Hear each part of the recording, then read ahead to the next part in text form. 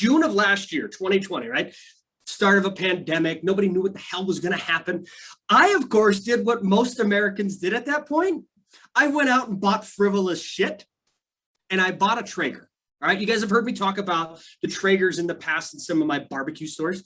Well, what I don't know if I've ever shared with you, the first thing that I ever tried to cook, okay, smoke, right? That was the whole point. You got these Traegers to smoke stuff, and you're just wanting to be a pit master. At least that's what I wanted to do. I decided to smoke a Wagyu brisket. Well, first things first, briskets are hard anyways. Briskets are really, really hard when you've never done one before. Briskets are hard.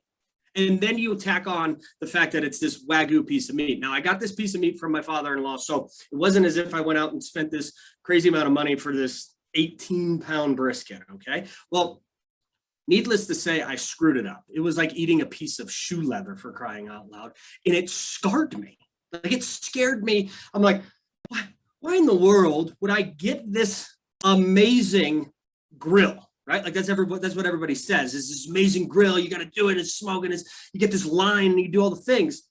If I didn't know how to use the darn thing. So what did I do? I kind of took the easy road, and I was doing like some pork shoulders and making some amazing pulled pork and just like basic stuff like that, right?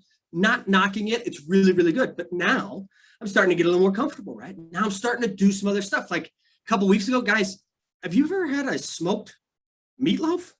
Like meatloaf, we've talked about it, right? Like meatloaf. This thing's phenomenal, right? Like, hit me up if you need this recipe.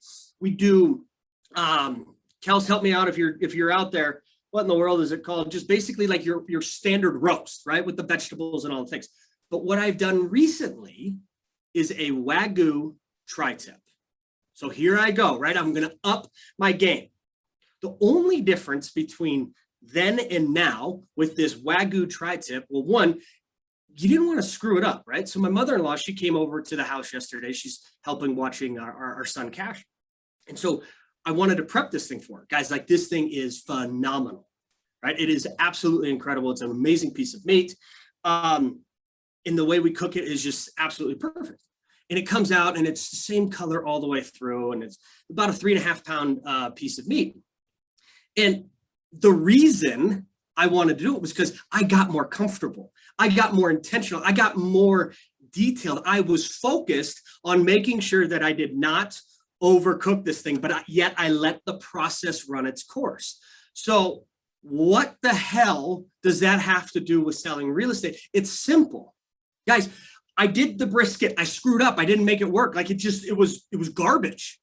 Well, how many times have we tried something in real estate, one time, twice, maybe, and be like, you know what, I'm never going to do that again because it didn't work, or I'm scared of the result because it didn't work. I didn't know what I was doing. Well, the minute you start studying, the minute you start learning and becoming an expert in something, I didn't want to screw this thing up. I wanted to know, all right, what else can I do? So I was reading, I was looking on the Traeger app. I was looking at some of the community notes, basically like AKA a panel, AKA what we do every single day where we bounce ideas off of each other.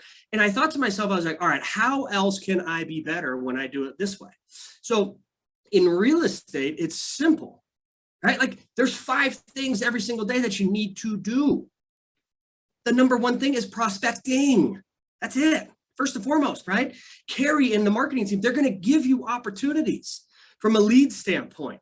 But remember, sphere of influence, past clients, that makes up, according to NAR, roughly 71% of your business year over year. So let's not ignore them. Let's give them the attention to detail, just like we were giving the piece of Wagyu that attention to detail. Now, I'm not saying your clients are a piece of meat. Please do not think that's what I'm trying to say here. All I'm saying is they deserve our attention. They deserve the focus. This is the perfect time of year, right? This is always the time of year where people are like, you know what? I'm going to be better. I'm going to reach out to my people on a regular basis. Well, the holidays are right around the corner, right? Here's a great excuse for you to pick up the phone, buy a cup of coffee, get face-to-face, do a pop by, if you will. Do not let the fact that it hasn't worked before or you haven't done it enough to steer you wrong, all right? Don't let the fact that you haven't done it consistently enough to not let you do it, all right? There's a big difference. Showing up every single day, a cadence, if you will, in your approach to growing and building your business, but at the same time, remembering one thing, this is a human experience. This is a human experience. And every time I connect with that person, I'm going to give them a very, very amazing human experience. So do not forget that. Don't let the fact that it is a bigger piece of meat than you're used to.